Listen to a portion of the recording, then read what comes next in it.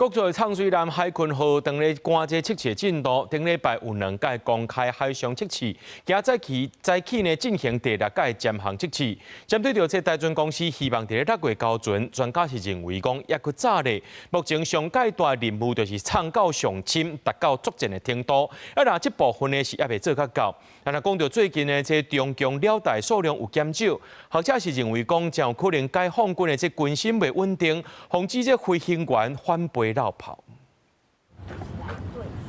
民眾同機花彩替大船海軍加油鼓勵。國造澗南海鯤號一禮拜來2屆展開暢水測試，12早起為高雄港出發，進行第6屆暢水測試。我們國家自己造的潛水艇，支持一下國防，用行動來表達支持啊。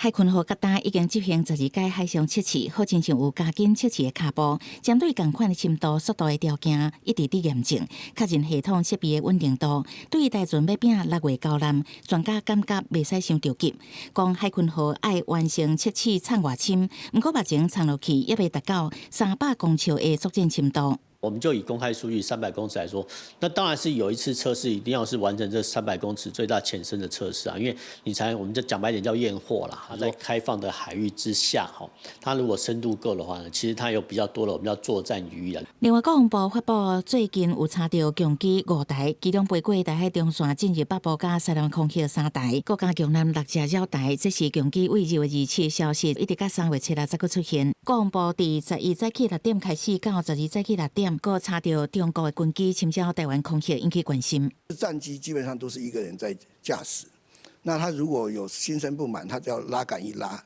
大概他就可以脫離了。所以，是不是說，也就是說，代表中共對他現在飛行員，在做一些考核，或者是做政治的一些教育？學者分析，共機最近大幅度減少繞台，無排除是共軍內部軍心無穩，各界將領落台，中國趁2回全面停飛。共艦西台灣等於是建立防空網，防止第一線的飛行員叛逃。記者採訪報道。